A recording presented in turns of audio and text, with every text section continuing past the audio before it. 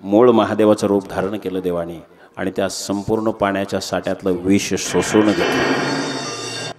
सगळं विष शोषून घेतल्यानंतर देवांच्या अंगाचा प्रचंड दाह होऊ लागला। तो दाह सहन होत नव्हता देवांना। शीतलता यावी म्हणून मस्तकावर चंद्राला धारण केलं, तरी सुद्धा देवांच्या अंगाची शीतलता त्या ठिकाणी निर्माण होत नव्हती। विषाचा प्रचंड दाह होत होता आणि केवळ देवांच्याच अंगाचा दाह होत होता असं नाही, इकडे नेवाशामध्ये शक्तीला सुद्धा म्हणजे माळसा देवींना सुद्धा दाह होऊ लागला। त्यांचं अर्ध शरीर काळं पडलं। तिन्माशेठ वाणी संकटात पडले, काय झालं माझ्या माळसेला? अर्ध शरीर काळं झालं, कारण शिवाच्या पाठीमागे शक्ती असते आणि शिवाला जो त्रास होत होता तो आता शक्तीला होऊ लागला। परंतु आता परिस्थिती अशी आहे की या युगामध्ये पार्वती मातेला त्यांच्या मूळ स्वरूपाचं स्मरण होत नव्हतं। देवांचाही दाह शांत होत नव्हता। याला एकच पर्याय होता, शिव आणि शक्तीनं एकत्र येऊन ती ऊर्जा प्रगट करणे आणि ती ऊर्जा प्रगट, अमोघ ऊर्जा ज्या वेळेला प्रगट होईल त्याच वेळेला हा दाह संपुष्टात येणार आहे। पण आता परिस्थिती अशी आहे, शिव आहे जेजुरीवर आणि शक्ती आहे नेवाशाला, हे कसं शक्य होणार? कुलस्वामी श्री खंडेराया संगीत कथा। ज्यांनी कालची कथा श्रवण केली असेल, कालच्या कथेचं फळ मी काल सांगितलेलं आहे। ज्यांनी कालची कथा श्रवण केली असेल त्यांच्या परिवारावर कधीही विघ्न येणार नाही आणि आलंच तर ते कुलदैवत खंडेराया निश्चितपणे दूर केल्याशिवाय राहणार नाही। आणि कालच्या कथेमध्ये अजून एक बोध आपण घेतला की जो 6 दिवसाचा हा चंपाषष्ठीचा महोत्सव संपूर्ण महाराष्ट्रामध्ये, कर्नाटकमध्ये, गुजरातमध्ये, अनेक राज्यांमध्ये, मध्य प्रदेशात सुद्धा त्या ठिकाणी हा चंपाषष्ठीचा महोत्सव असतो आणि त्यातल्या त्यात विशेषत्वाने महाराष्ट्रामध्ये जिथे जिथे खंडेरायाचं अधिष्ठान असेल अशा ठिकाणी हा महोत्सव होत असतो। पण याचं होण्याचं कारण असं आहे, ते कालच्या कथेमध्ये आपण सांगितलेलं आहे। मार्गशीर्ष शुद्ध प्रतिपदेला खंडेरायाचं आणि दैत्यांचं युद्ध म्हणजे मणी मल्लासुराचं युद्ध त्या ठिकाणी सुरू झालेलं होतं आणि हे युद्ध पूर्णत्वाला गेलं ते मार्गशीर्ष शुद्ध षष्टीला। त्याच षष्टीला आपण चंपाषष्ठी असं संबोधतो। म्हणून हा 6 दिवसाचा युद्धाचा काळ खंडेरायांनी घालवला। अर्थात या सगळ्या युद्धामध्ये देवाला प्रचंड सेनभाग झालेला होता। या काळामध्ये ज्या मणिचूल पर्वतावर हे 6 दिवसाचं युद्ध सुरू होतं, त्या मणिचूल पर्वताच्या आजूबाजूला एक धनगर मेंढपाळाचं काम त्या ठिकाणी करत होता। हे युद्ध 6 दिवस त्याने त्या ठिकाणी पाहिलेलं होतं आणि तो रोज देवासाठी आपल्या न्याहारीबरोबर देवाला न्याहारी घेऊन यायचा। आज तरी युद्ध संपेल, उद्या तरी युद्ध संपेल, पण युद्ध जवळपास संपायचं नाव घेत नव्हतं। आणि त्या काळचे धनगर मेंढ्या वाड्यातून बाहेर काढताना स्वतःचा डबा बरोबर घेऊन जायचे। आता त्यांना नंतर डबा येतो तो भाग सोडून द्या, त्यावेळची परिस्थिती। पण दररोज निघताना स्वतः बरोबर त्या ठिकाणी देवाची सुद्धा न्याहारी हा मनुष्य घेऊन यायचा। आणि 6व्या दिवशी ज्या वेळेला युद्धाचा विराम झाला, देवांचा प्रचंड विजय झाला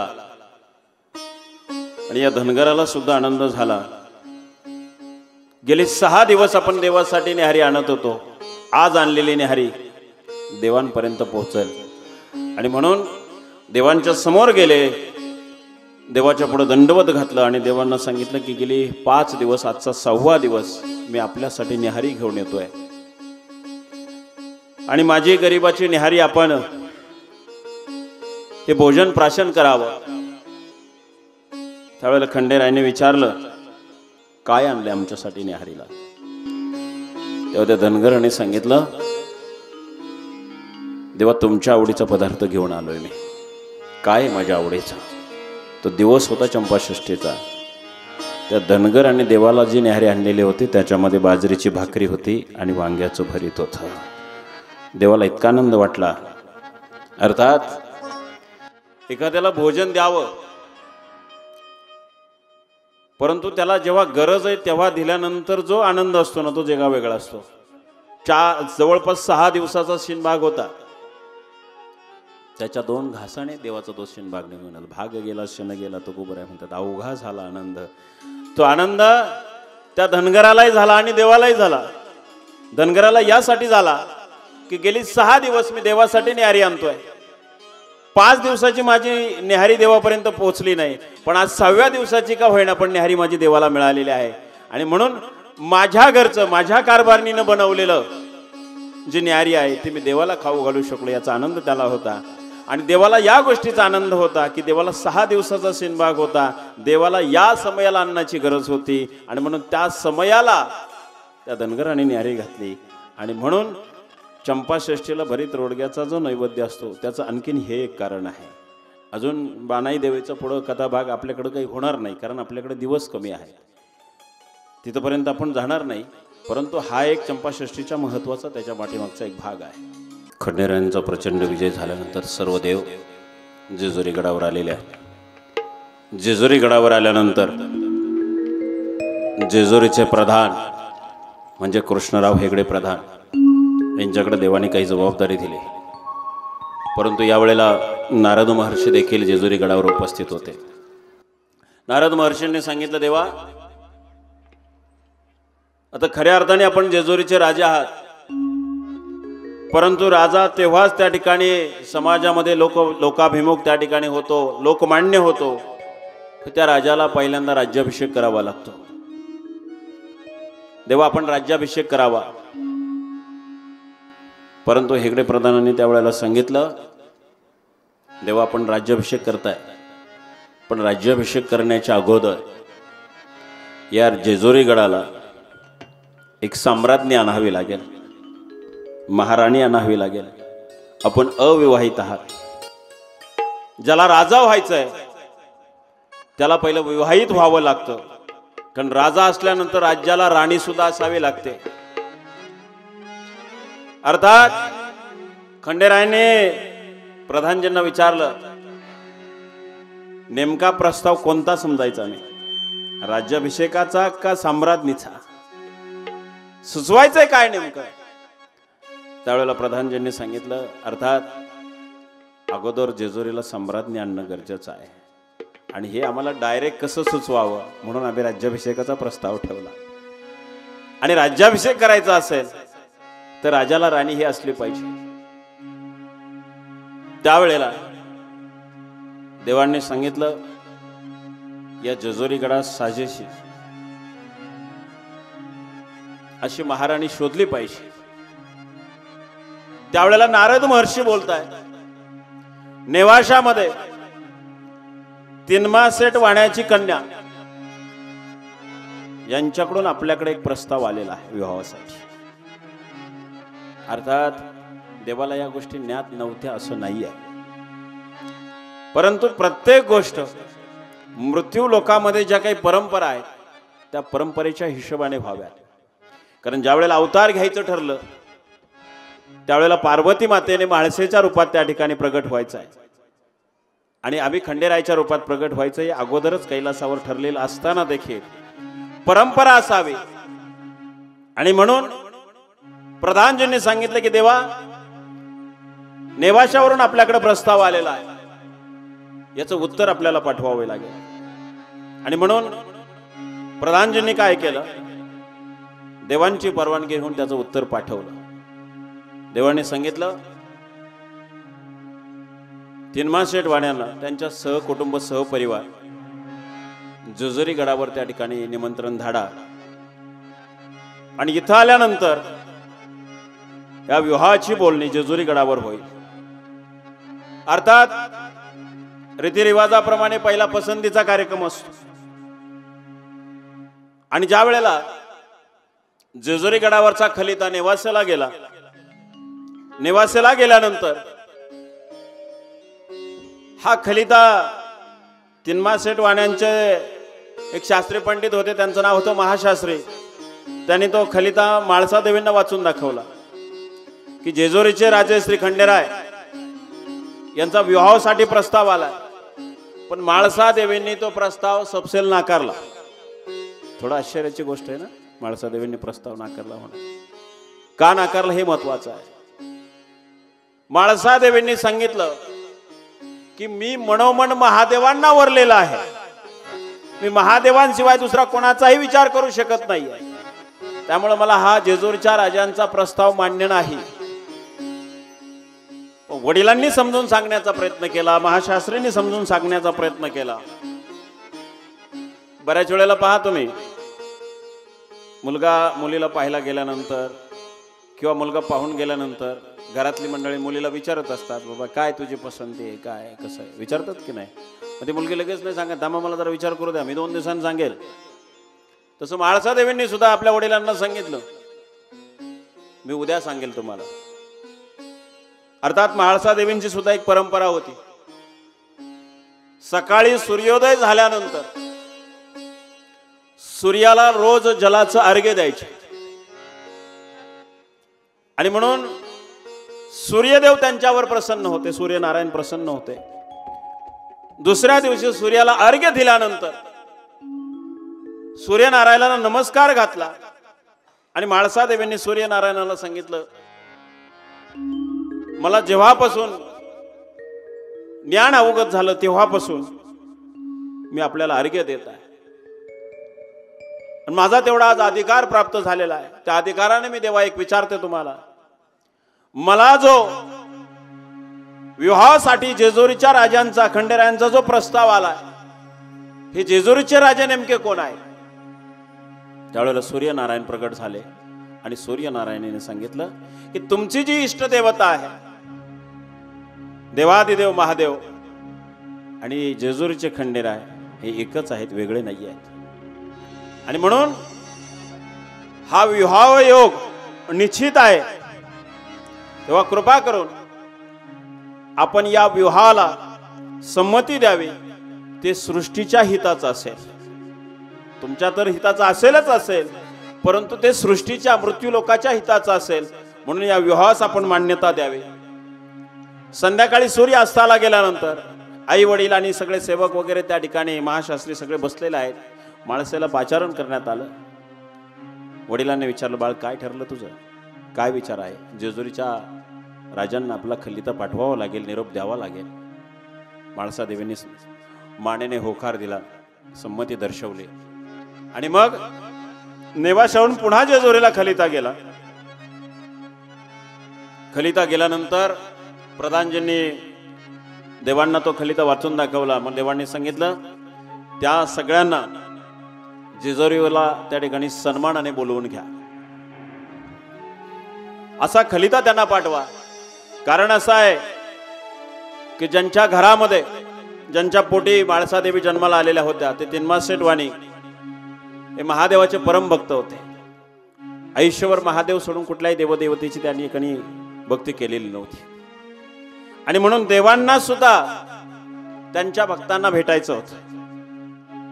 आणि मग जेजुरीहून पुन्हा एकदा खलिता नेवाशाला गेला की आपण सर्व चिसव कांक्षणी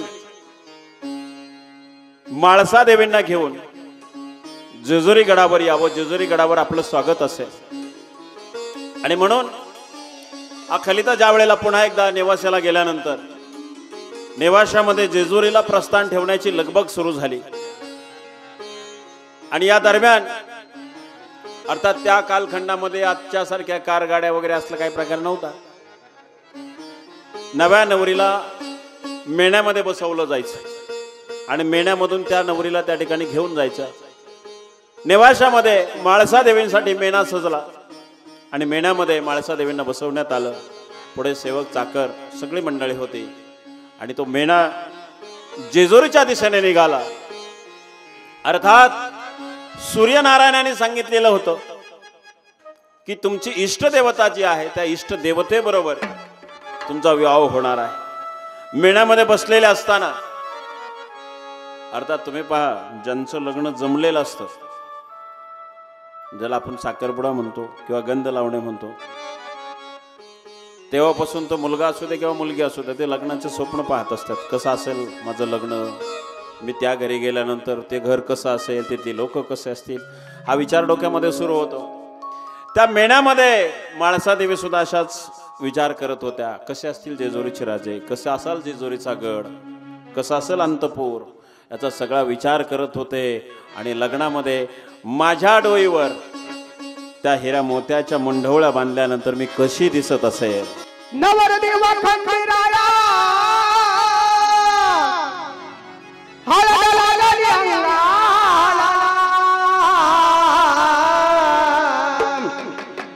नवरदेव खंडेराया हळद लागली अंगाला,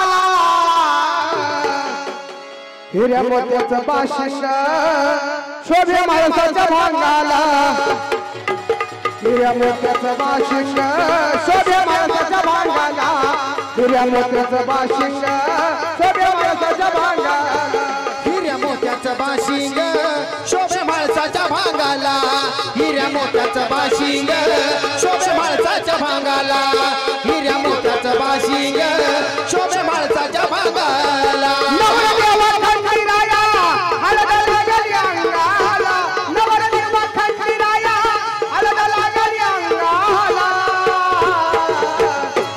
हिऱ्या मोत्याचं बाशिंग शोभे माणसाच्या भांगाला, हिऱ्या मोत्याचं बाशिंग शोभे माणसाच्या भांगाला, हिऱ्या मोत्याचं बाशिंग शोभे माणसाच्या भांगाला, हिऱ्या मोत्याचं बाशिंग शोभे माणसाच्या भांगाला, हिऱ्या मोत्याचं बाशिंग शोभे माणसाच्या भांगाला, हिऱ्या मोत्याचं बाशिंग शोभे माणसाच्या भांगाला.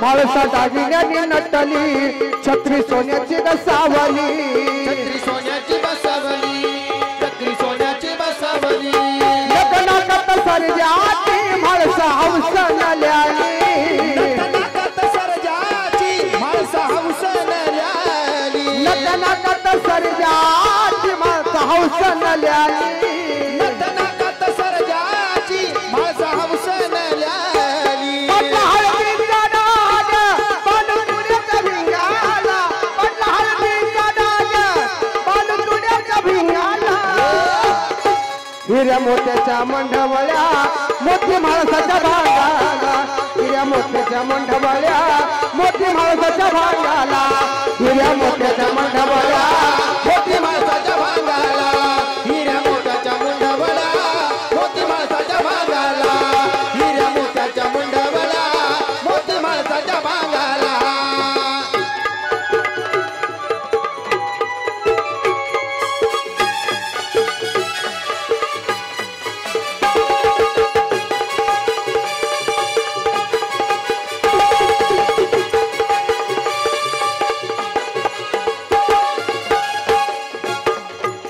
या जेजुरी नगरात खंडेरायाची वरात, खंडेरायाची वरात, खंडेरायाची वरात, सगळी चौघाला सुरात हेगडी प्रधान दारात, हेगडी प्रधान दारात, हेगडी प्रधान दारात, सगळी चौघाला सुरात हेगडी प्रधान दारात, हेगडी प्रधान दारात, हेगडी प्रधान दारात.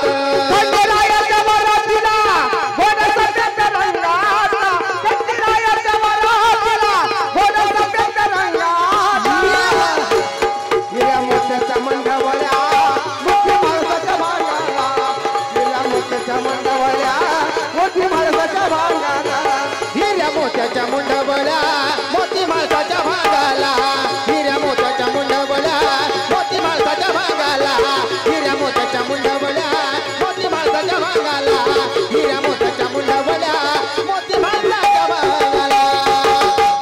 माळसादेवींची पालखी मेना जेजुरीच्या दिशेने निघालेला आहे. पण दरम्यानच्या कालखंडामध्ये नारद मुनींनी चंदनपूरला जाऊन बाणूला एक हळदीचं शिवलिंग दिलेलं होतं आणि त्यांना सांगितलेलं होतं या शिवलिंगाची सतत पूजा चालू ठेवायची, देव तुम्हाला भेटायला येते. ती पूजा इतकी पराकोटीची होती की की देवाच्या अंगावर भंडार उमटत होता.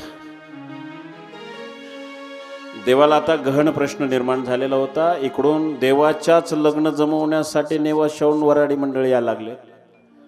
इकडं एक भक्त असा आहे की पराकोटीची पूजा आहे, त्या भक्तालाही भेटीला जायचं आहे. देवाने करावं काय? प्रधानजींना अंतपुरामध्ये बोलवलं. प्रधानजी, मला काही झालं तरी चंदनपूरला जावं लागेल. प्रधानजी म्हणतात, अशा वेळेला तुमचं लग्न जमवण्यासाठी लोक तिकडून येत आहेत, तर नवरदेवच इथं नाही, तर मी काय करायचं? ते काय करायचं ते करा, पण मला चंदनपूरला गेलो पाहिजे. कारण माझ्या भक्ताचं माझ्यावर एवढं ऋण झालेलं आहे की ते आता मला सहन करण्याच्या पलीकडे झालेलं आहे. त्यामुळे मला चंदनपूरला गेलो पाहिजे. देवा, हे कसं शक्य आहे? एका बाजूला तुम्हाला पाहायला लोक येणार आहे, दुसऱ्या बाजूला तुम्ही म्हणतात मी जेजुरीगड सोडून चंदनपूरला जाणार आहे. देवाने सांगितलं, तुम्ही माझे फक्त प्रधान आहात. जर तुम्ही मोहिनीचं रूप घेऊ शकता तर बरंच काही करू शकता. तेव्हा कृपा करून त्यावर जाऊन येईपर्यंत इकडची बाजू तुम्ही सांभाळून घ्या. माझ्याकडे दुसरा पर्याय नाही आहे. काय करा, जर आम्हाला विलंब झाला तर आलेल्या अतिथींचा यथोचित पाहुणचार करा, विश्रांती कक्षात थांबवा, वेळ मारून घ्या, पण मला चंदनपूरला गेलो पाहिजे. देवा, जा पण वेळेवर या. अर्थात चंदनपुरावरून तिकडे नारद मुनी आणि बाणाई देवीचा संवाद सुरू आहे. नारद मुनीने सांगितलं, आज काही करायचं, अखंड सेवा सुरू ठेवायची, देव आजच भेटणार. जर पूजेत खंड पडला तर देव भेटणार नाही. उग्र तपश्चर्या सुरू केली आणि आज देव भेटणार. बाणाई देवीने सांगितलं, महाराज तुमचा शब्द मी पडू देणार नाही. देव जर भेटणार असेल तर मी काही करायला तयार आहे. त्याने उग्र तपश्चर्या सुरू केली. देवाच्या अंगावर इकडे भंडार उमटायला लागला. देवाला भक्ताकडे जाण्याची ओढ, इतकी उत्कंठा निर्माण झाली. देवाला जाण्याशिवाय दुसरा पर्याय नव्हता. देवाने इकडे सांगितलं, प्रधानजी आम्ही आलोच. देव निघाले, चंदनपूरला जाऊन पोहोचलेले आहे. चंदनपूरला जाऊन पोहोचल्यानंतर अर्थात बाणाई देवीची उग्र तपस्या त्या ठिकाणी सुरू होती. देव बाणाई देवीच्या समोर प्रकट झाले. बनू, ज्यासाठी तू आयुष्यभर तपश्चर्या केलेली आहे ती तुझी इष्ट देवता जेजुरीवरून तुझ्या दर्शनासाठी उपलब्ध झालेली आहे. बाणाई देवीने डोळे उघडले. खूप आनंद झाला. उभी आयुष्यभर ज्या देवाची साधना केली तो देव प्रत्यक्ष माझ्या समोर उभा आहे. नेत्रात घळघळ अश्रू उभे राहिले आणि देवाचा चरण स्पर्श केला. देवाने सांगितलं, आता आम्ही प्रकट झालोय तुमच्या समोर, आता अश्रू ढाळण्याचे. देवा, हे आनंदाचे अश्रू आहेत. देवा, आपण आलात, खूप आनंद झाला. आता आल्या सरशी माझ्या गरीबा घरचे दोन घास भाकरी खाऊन जा. देव म्हणले, आता नाही, आता जेवायला माझ्याकडे तेवढा वेळ नाही आहे. कारण मी इथं जेवत बसलो तर तिकडे मोठा घोटाळा होईल. तुला दर्शन द्यायचं या हिशोबाने मी फक्त आलोय. पण देवा, मी तुमच्यासाठी जेवण करायचं ठरवलंय, त्याचं काय? मी पुन्हा येईल. म्हणजे ते तसं पुन्हा येईल नाही. देव म्हणले, मी पुन्हा येईल. बाणोने विचारलं, पुन्हा कधी येणार? ते म्हणले, पुढच्या पुनवेला येईल. आता देवाने हा विचार नाही केला पुढची पुणव नेमकी कोणती असणार आहे. देव शब्द देऊन बसले. पुढच्या पुनवेला देवाचा विवाह होणार होता. देवाने बाणाई देवीला शब्द देऊन ठेवला की मी पुढच्या पुनवेला येईल. बाणोने विचार केला, ठीक आहे, देव आता जेवत नाही जेवू द्या, पण किमान दर्शन दिलं आणि शब्द दिलाय मला. बाणाईने विचार केला, देवा तुम्ही म्हणताय पुढच्या पुनवेला येणार आहे, पण मला तसं वचन द्या. वचन दिल्यानंतर देवाला वचन मोडता येत नाही. माणसं मोडतात म्हणा, तो भाग सोडून द्या, पण देव वचन मोडत नाहीये. बाणूने वचन घेतलं देवाकडून की पुढच्या पुनवेला तुम्ही याल आणि त्यावेळेला माझ्या हातचं जेवण जेवायचं आहे. देवाने मान्य केलं आणि बाणूला सांगितलं, आता मला आज्ञा द्या, आता मला जावं लागेल. जर उशीर झाला तर अजून एक गोष्ट निस्तारण्यासाठी मला पुन्हा आणखीन काही गोष्टी कराव्या लागतील, तेव्हा मला जास्त वेळ थांबू नको. बाणाईनं पुन्हा देवाचं दर्शन घेतलं आणि देव निघाले. क्षणार्धात जेजुरीवर प्रकट झाले. येवाना माळसादेवींची पालखी जेजुरीच्या गडाच्या पायथ्याला येऊन ठेपलेली होती आणि प्रधानजीने देवाला अंतपुरात आलेलं पाहिलं. प्रधानजी म्हणतात माझा जीव भांड्यात पडला.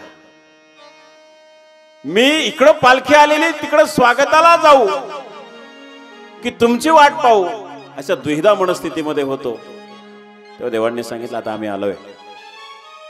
तिन्मास शेठ वाणी म्हणजे माझा परमभक्त आहे, अतिशय सन्मानाने गडावर घेऊन या. प्रधानजीने सगळ्या सेवकांना आदेश दिला.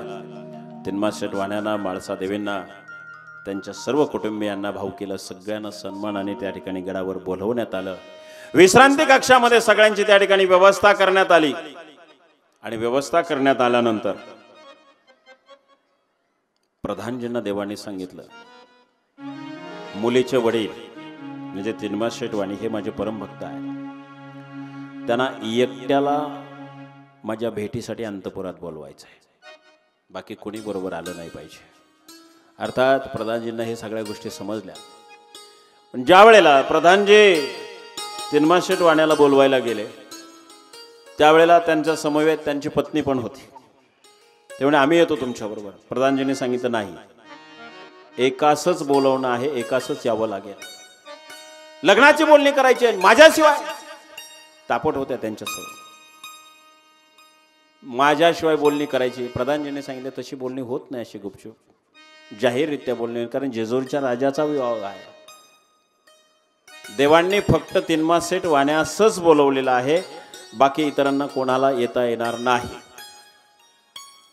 प्रधानजी बरोबर ज्या वेळेला तिन्मास शेठ वाणी देवांच्या समोर गेले, देवांची भेट झाली. भेट झाल्यानंतर देवांनी विचारलं आयुष्यभर तू माझी साधना केलीस, तुला एकट्याला का बोलवलं? त्याने विचारलं माझं सहपरिवार मी आलेलो आहे, विवाहाची बोलणी करण्यासाठी आलो, मला एकट्याला का बोलवलं? तुझी भक्ती पाहून तुला एकट्याला बोलवलं आणि म्हणून तुला एकट्याला ज्या महादेव रूपाचं तू जे काही आजपर्यंत भक्ती केलेली आहे त्या रूपाचं मला तुला दर्शन द्यायचं आहे, म्हणून तुला एकट्याला बोलवलंय. कारण माझी भक्ती तू एकट्याने केलेली आहेस, तुझ्या सौभाग्यवतीने माझी भक्ती केलेली नाही, म्हणून त्या रूपाचं दर्शन मी तुला एकट्यालाच देणार आहे, म्हणून तुला एकट्याला बोलवलं. आणि देवाने खंडेरायांनी मूळ महादेवाचं रूप धारण केलं आणि तिन्मास शेठ वाण्याला ते दिव्य रूप त्या ठिकाणी दर्शन दिलं. तिन्मास शेठ वाण्याला इतका आनंद झाला, कृत्य झालो, इच्छा केली ते पावलो. आयुष्यभराची जी इच्छा होती प्रत्यक्ष महादेवाचं दर्शन प्राप्त झालं. खूप आनंद झाला. आणि मग अंतपुरामध्ये तिन्मास शेठ वाण्यांचं आणि खंडेरायांचं जे काही बोलणं झालं,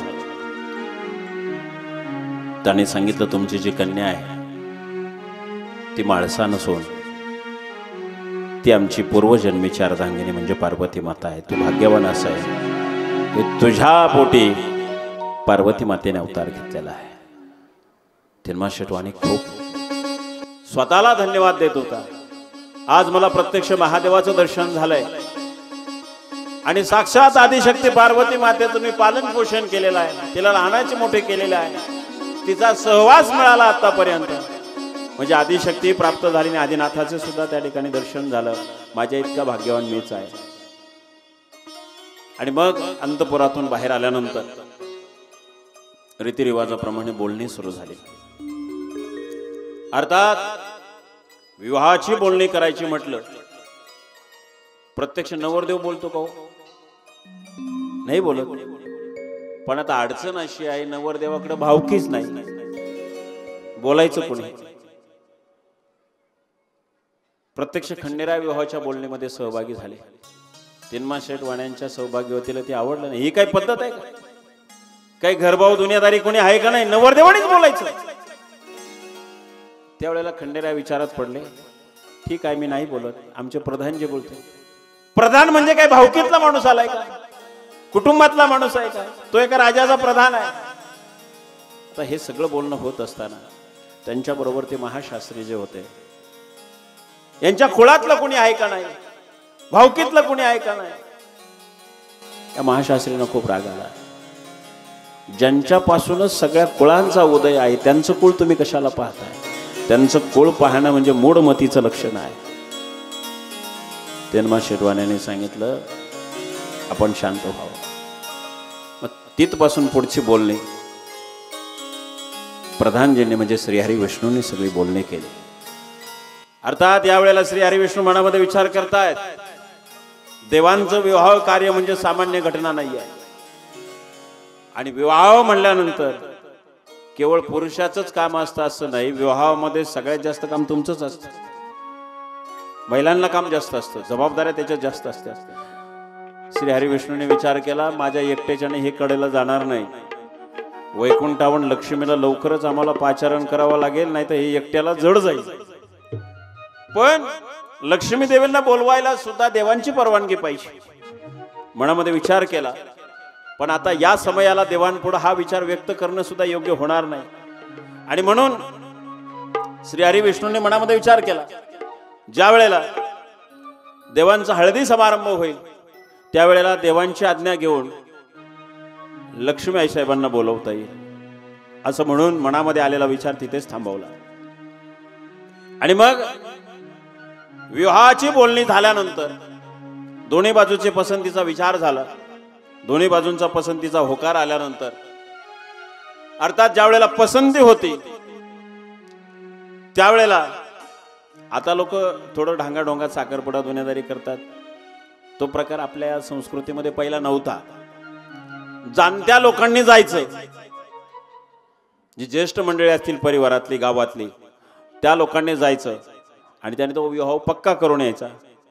पक्का करून यायचं म्हणजे नेमकं काय करायचं, सुपारी दिली जायची, सुपारीची अदला बदल केली जायची आणि ती सुपारी फोडली जायची आणि मग सुपारी फुटल्यानंतर तो विवाह पक्का झाला असं संबोधलं जायचं. पृथ्वीवर म्हणजे मृत्यू लोकामध्ये विवाहाची पहिली सुपारी खंडेरायांची आणि म्हाळसादेवीची फुटली. आणि म्हणून तेव्हापासून आज गायब आमच्या हिंदू संस्कृतीमध्ये आमच्या परिवारामध्ये कुटुंबामध्ये कोणाचाही विवाह जर असेल तर सुपारी फोडल्याशिवाय लग्न पक्क समजलं जात नाही. इव्हन जे सुपारी फोडणारे जी मान्यवर बोलवतो ना आपण ते विचारतात आपल्याला काय करायचं, विचारतात का नाही, फोडायची का नाही फोडायची. काय घोटाळा असेल तर कोणीतरी उठवून उभं राहून सांगेल. बऱ्याच वेळेला होत नाही तसं काही, पण विचारावं लागतं. आणि एकदा का सुपारी फुटली का तो विवाह पक्का होतो. याला साक्षीगंध असं म्हटलं जातं. आणि म्हणून या मृत्यू लोकामध्ये पहिली सुपारी खंडेरायांची आणि म्हाळसादेवींची फुटली. तदनंतर ज्या वेळेला म्हाळसादेवींचा आणि खंडेरायांचा थोडासा संवाद झालेला होता. म्हाळसादेवींनी विचारलं की आम्हास आपली आठवण आल्यानंतर आपणास आम्ही कसं पाहायचं. त्यावेळेला खंडेरायांनी सांगितलं, आम्ही नंदीच्या मार्फत तुम्ही नेवासाला पोहोचल्यानंतर एक सुवर्ण दर्पण आम्ही तुम्हाला देऊ. पण हा सुवर्ण दर्पण लोकांतामध्ये तुम्हाला वापरता येणार नाही, कारण या सुवर्ण दर्पणामध्ये इतर कोणीही डोकून जरी पाहिलं तर त्याचा मृत्यू अटळ आहे. म्हणून ज्या वेळेला नंदी तुमच्याकडे हा सुवर्ण दर्पण घेऊन येते त्यावेळेला हा सुवर्ण दर्पण कोणाच्या हाती सुद्धा लागला नाही पाहिजे अशा पद्धतीने तो सांभाळावा लागेल. तर आणि तरच आम्ही सुवर्ण दर्पण पाठवू, अन्यथा नाही. कारण जर इतर कोणाच्या हाती लागला तर त्याला जीव गमवावा लागेल आणि कोणाचे जीवित हानी होऊ नये, जीव जाऊ नये या दृष्टिकोनातून खबरदारी तुम्हाला घ्यावी लागेल. तर आणि तरच सुवर्ण दर्पण आम्ही पाठवू, अन्यथा पाठवणार नाही. आणि म्हणून म्हाळसादेवींनी त्याला होकार दिला. दरम्यानच्या कालखंडामध्ये या वेळेला जे महाशास्त्री होते त्यांनी विचारलं की विवाह पक्का झालाय, पण विवाहाची तिथी ही सुद्धा पक्की व्हायला पाहिजे. कोणत्या तिथीला विवाह होणार. देवांनी सांगितलं इतकी घाई नको आहे. पण प्रधानजी त्यांच्या बाजूने बोलणारे होते. बोलणाऱ्यालाच अधिकार असतो. आता नवरदेवाला बोलता येईना, पण प्रधानजी बोलणी करणारे असल्यामुळं प्रधानजींनी सांगितलं पुढच्या पौर्णिमेचा मुहूर्त कसा आहे. ते महाशास्त्रीने पंचांगण पाहिलं, म्हणले पौष पौर्णिमेचा मुहूर्त उत्तम आहे. आता देव विचार करतात, जर ह्या मुहूर्ताला फायनल झालं तर आपलं काय होणार. पण नवरदेवाला स्वतः बोलता येणं ना. अडचण ही आहे की नवरदेव चर्चेत भाग नाही घेऊ शकत. मागून मिस कॉल किती देईल, पण चर्चेत भाग घेता येत नाही. देवांची इच्छा होती की हा मुहूर्त पुढे ढकलावा, पण समोरच्यांनी होकार दिल्यामुळं, प्रधानजींनी पण होकार दिला, या पौर्णिमेला येणाऱ्या विवाह सोहळ्याची तिथी उत्तम आहे. आणि निर्णय झाला पौष पौर्णिमेला देवाचं लग्न होणार. आता पुन्हा आणखीन एक प्रश्न होता, लग्न कुठे होणार. देवांनी प्रधानजींना इशारा केला, तेवढं तरी जरा बाकी ठेवा, लगेच सगळं ठरवू नका, नाही तर आमच्यावर खूप अडचणी येतील. विवाहाची तिथी ठरवली पण ठिकाण ठरवलेलं नाही आहे. अर्थात तिनमासेट वाण्याची इच्छा होती, विवाह आमच्याकडे व्हावा, आम्हाला कन्यादानाचा मान मिळावा. देवांनी सांगितलं कन्यादान तुम्हीच करणार आहे, पण विवाह कुठे होईल हे अजून ठरवायचे आपल्याला. तेव्हा तिनमासेट वाण्याने विचारलं, वराडी मंडळी किती असते. ते म्हटले आमचीच 7 कोटी आहेत. तिनमासेट वाणी गडबडलं, यांचीच 7 कोटी आणि अजून म्हणले आमचे प्रधानजी आहेत त्यांचे 33 कोटी तिकडून यायचे. एवढी तिनमासेट वाणी 7 कोटी, एवढ्या वराडाला जेवण घालणं म्हणजे साधी गोष्ट नाही. तिनमासेट वाणी श्रीमंत जरूर होते, पण एवढ्यांना जेव घालणे इतके श्रीमंत नक्कीच नव्हते.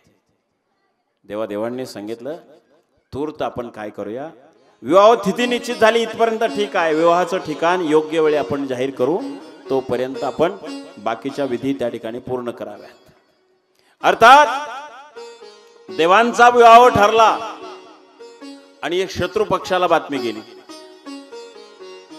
मल्लासुराचा पोरगा निकुंभक ज्याचं नाव, त्यांनी ठरवलं खंडेरायाने माझ्या बापाचा वध केलेला आहे, मी त्यांच्या लग्नात विघ्न आणणार, लग्न सुखा समाधानाने होऊ देणार नाही.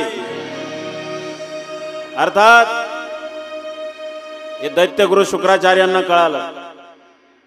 दैत्यगुरु शुक्राचार्यांना त्यांनी त्या ठिकाणी या निकुंभाला समजवण्याचा प्रयत्न केला. त्यावेळेला हा निकुंभक दैत्यगुरु शुक्राचार्यांनाच उलट बोलला, माझे वडील गेल्यानंतर 4 मास लोटून गेले, आज आलाय आम्हाला पाहिलं तुम्ही दैत्यांचे गुरु आहात. शुक्राचार्यांनी सांगितलं, मी जरी दैत्यांचा गुरु असलो ना, माझे गुरु महादेव आहेत, त्यांच्याशी पंगा घेऊ नकोस. इतर कोणत्याही देवाच्या नादी लाग, त्या देवाच्या नादी लागणं सोपं नाही. का, ते लय तत्वाचे स्वामी आहेत, कोणाचा नाश कधी करायचा हे त्यांच्या हातात आहे. त्यामुळे त्यांच्या नादीनं मला माझ्या बापाचा सूड उगवायचा आहे, मी त्यांचा विवाह सुखा समाधानाने होऊ देणार नाही. शुक्राचार्यांनी समजवण्याचा खूप प्रयत्न केला, पण त्याने ते ऐकलं नाही. त्याने काही दैत्यांना सर्प रूपामध्ये जेजुरीवर पाठवलं. जो भेटेल त्याला दंश करू लागले. दंश करू लागल्यामुळे माणसं मरू लागली. एव्हाना देवांच्या ही गोष्ट लक्षात आली. देवांनी आपल्या सरदारांना सांगितलं, जेजुरीच्या परिसरातली गस्त वाढवा, पाण्याचे साठे सुरक्षित करा, जिथे कुठे संशय वाटेल त्या गोष्टी प्रधानजींच्या कानावर घाला. त्यावेळेला देवांनी सांगितलं, दैत्यांना जेजुरीच्या सरहद्दीमध्ये येता येणार नाही असं काहीतरी केलं पाहिजे. देव स्वतः जेजुरीच्या सरहद्दीवर आले आणि देवांनी हातामध्ये भंडार घेतला आणि जेजुरीच्या सरहद्दीवर त्या ठिकाणी सुरक्षा रेषा ओढली. जिथपर्यंत भंडार पडलेला होता, जशी लक्ष्मण रेषा रावणाला ओलांडता आली नाही, तशी खंडेरायांनी भंडाराची जी रेषा ओढलेली होती ती दैत्यांना ओलांडून येणं शक्य नव्हतं. आणि मग यांच्याकडे एक दैत्य असा होता, त्या दैत्याला काहीतरी वरदान होतं. त्या दैत्याचं नाव होतं एकनारा दैत्य.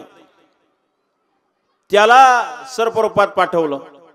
त्यांनी ती सरहद ओलांडली आणि ओलांडल्यानंतर जेजुरी गडावर जाता येणार नाही म्हणून त्यांनी काय केलं, जेजुरीच्या परिसरामध्ये लोकांसाठी जे पाण्याचे साठे होते त्या संपूर्ण पाण्याच्या साठ्यामध्ये स्वतःचं विष सोडलं.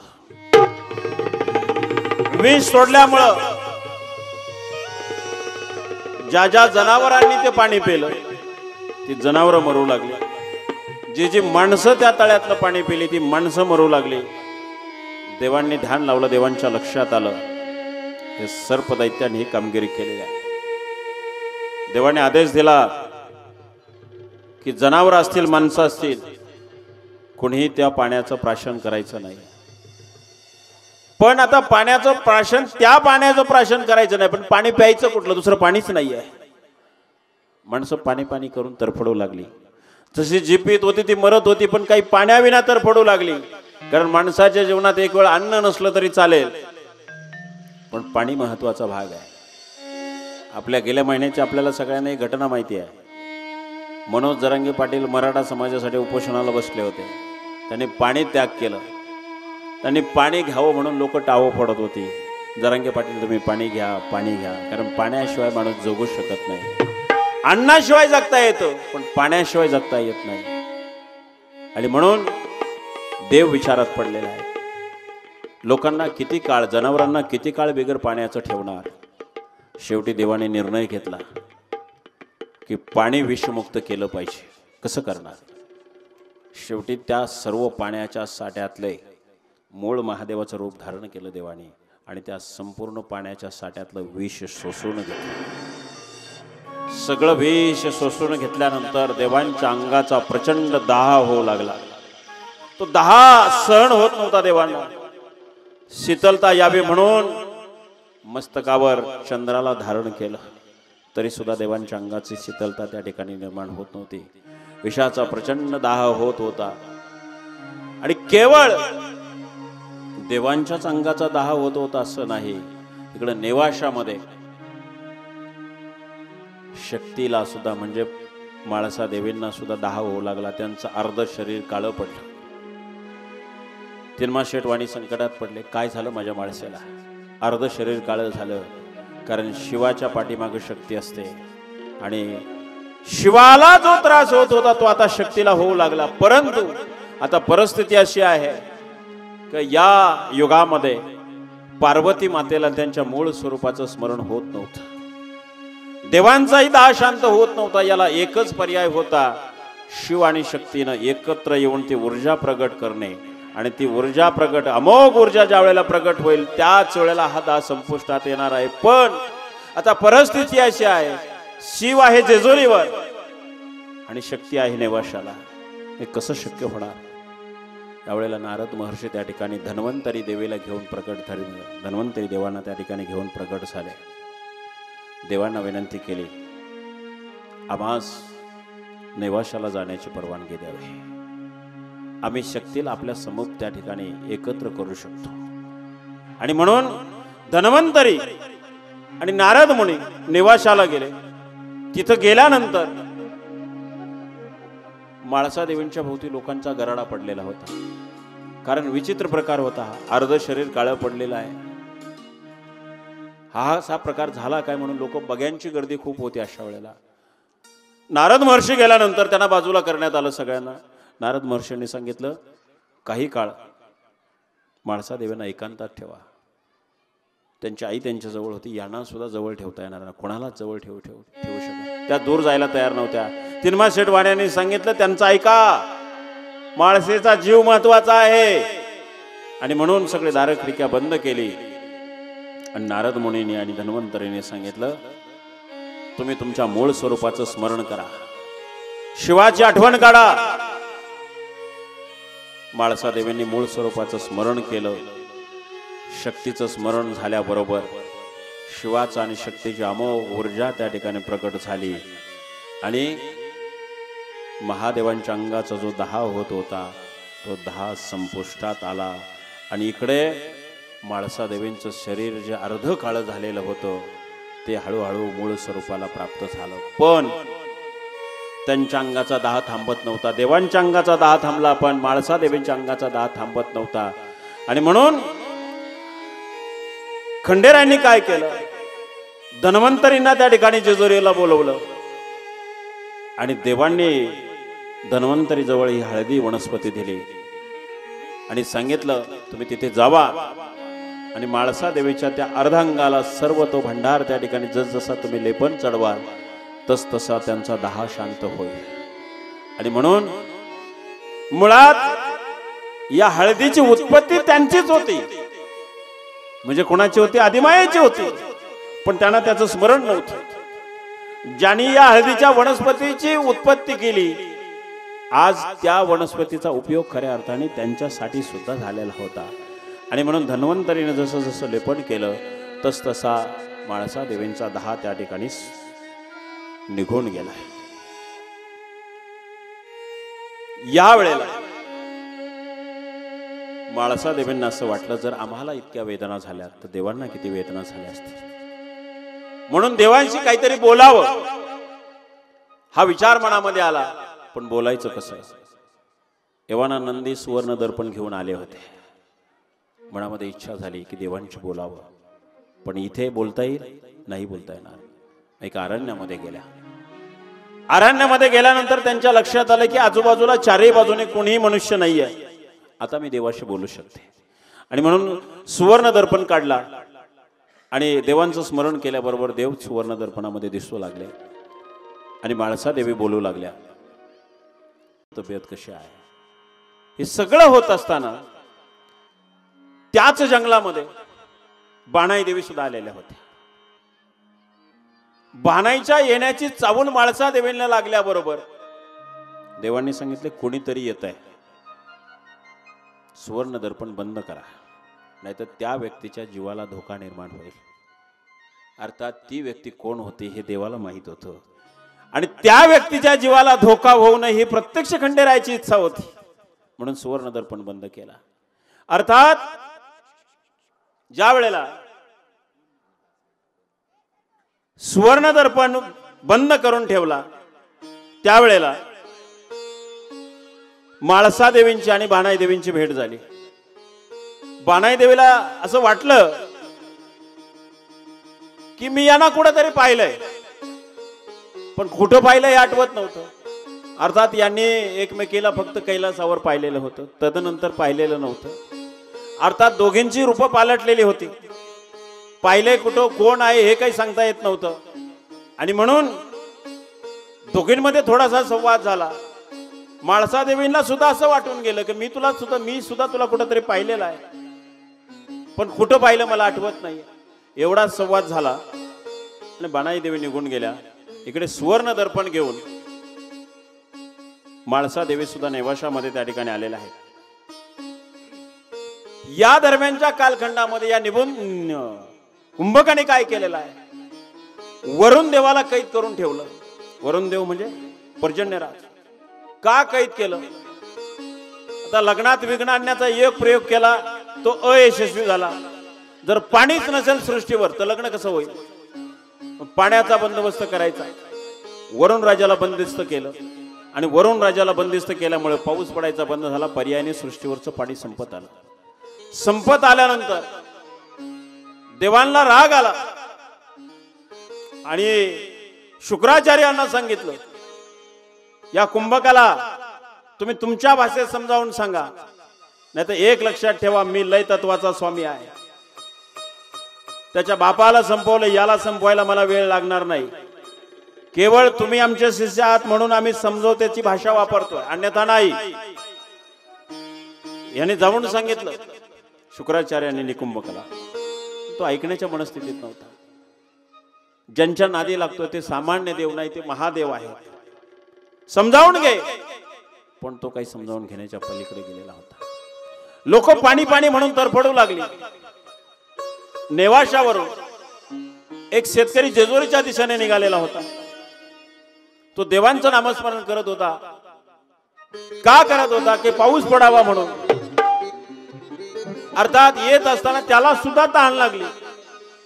कारण जर पृथ्वीवर पाणी नसेल तर त्यावेळेला ऑटोमॅटिक पृथ्वीचं टेम्परेचर ऑटोमॅटिक वाढलं जातं आणि प्रत्येक माणसाच्या जनावराच्या घशामध्ये कोरड पडली जाते आणि कोरड पडल्यानंतर त्याला एकच औषध ते म्हणजे फक्त पाणी. पण पाणीच अस्तित्वात नाहीये. देवाचं नामस्मरण करता करता तो शेतकरी त्या ठिकाणी मूर्छित होऊन पडला. देव तिथं आले. देवाने अर्थात पाणी नव्हतं. देवाने त्याच्या कपाळी असा भंडार लावला. तो मूर्छेतून सावध झाला आणि प्रत्यक्ष देव आपल्या समोर आहे म्हटल्यानंतर खूप आनंद झाला. देवा आपण भेटला. सृष्टी पाण्याविना तरफडू लागलेली आहे. जीवजंतू तरफडतायत, माणसं तरफडतायत, जनावरं तरफडतायत. पाऊस पाडा देवा, पाऊस पाडा. अर्थात हा शेतकरी धाडला होता तो माळसा देवींनीच धाडलेला होता. देवांची इच्छा आहे, माळसा देवीची इच्छा आहे की देवाने पाऊस पाडावा.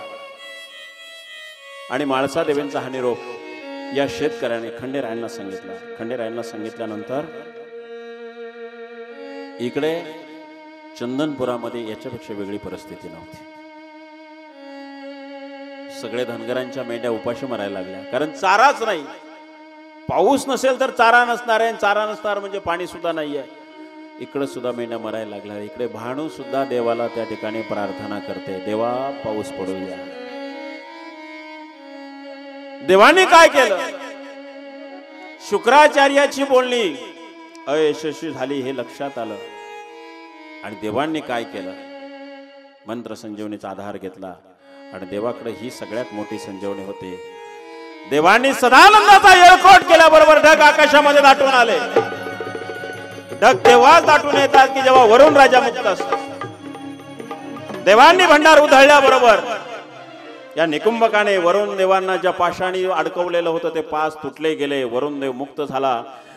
ढगांमध्ये त्या ठिकाणी विजांचा कडकडाट होऊ लागला. पण आता परिस्थिती अशी आहे की अशा वेळेला भर दुपारची वेळ होती. बानाई देवी आपल्या मेंढ्या घेऊन राणामध्ये होती. ती देवांना विनंती करते, देवा आता पाऊस येणार आहे पण वाड्यापर्यंत जाईपर्यंत थांबा. माझ्या मेंढ्या मला वाड्यात घेऊन गेल्या पाहिजे.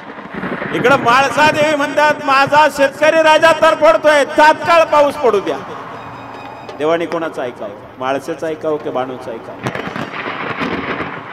देवांनी त्याच्यावर निर्णय असा घेतला. वरुण राजाला आदेश दिला, पहिली सुरुवात नेवाशापासून करा आणि काही काळानंतर चंदनपुराला जाऊन पोहोचा. आणि खऱ्या अर्थाने तो रिमझिम रिमझिम पाऊस बरसू लागला. ज्या सर्पदैत्याने जेजुरीच्या परिसरामध्ये सगळ्या जलसाठ्यामध्ये विष ओकलेलं होतं, देवांना त्याचा प्रचंड क्रोध निर्माण झालेला होता. आणि म्हणून देवांनी आता ठरवलेलं होतं, ज्याने अनेकांनी निष्पाप जीव घेतलेला आहे त्याला जगण्याचा अधिकार नाही. आणि म्हणून देव स्वतः या सर्प दैत्याला मारण्यासाठी निघणार होते. पण प्रधानजींनी सांगितलं, आपण वरराजा आहात, निस्ते राजा नाहीत, वरराजा आहात. कारण देवांचं लग्न ठरलेलं होतं आणि म्हणून आपण असं कृत्य आपल्या हातून घडणं योग्य नाही. मग देवानी त्याला पर्याय निघाला. देवानी या वेळेला वीरभद्राला साथ घातली. देवानी आवाज दिला, वीरभद्र प्रगट हो. देवाने आवाज दिल्याबरोबर वीरभद्र देवाच्या समोर प्रगट झाले आणि देवांनी सांगितलं, वीरभद्रा, ज्या सर्पदैत्याने आमच्या रयतेचा निष्पाप बळी घेतलेला आहे, जनावर मारले गेलेले आहेत, ज्याने अनेकांचे जीव घेतले, त्याला जगण्याचा अधिकार नाही. त्याला मारूनच आमच्या समोर यायचं आहे. अर्थात हा दैत्य सर्परूपामध्ये होता. वीरभद्रांना आदेश मिळाल्याबरोबर वीरभद्राने धनुष्याला बाण लावला आणि या सर्प दैत्याचा पाठलाग करू लागला. पण सर्पाच्या रूपात असल्यामुळे त्याला फारसं पळता येत नव्हतं. सरपटून पळावं लागत होतं. त्याच्या लक्षात आलं, वीरभद्र आमच्या पाठी लागलेला आहे, आता आमचं जगणं अशक्य आहे. आणि म्हणून त्यांनी मूळ रूपामध्ये आपलं रूप धारण केलं आणि जोर जोराने धावू लागला. जसं त्याने मूळ रूपात त्या ठिकाणी धावायला लागला त्याच वेळेला धनुष्याचा बाण ओढला आणि वीरभद्राने त्याच्या कंठाचा शिरच्छेद घेतला.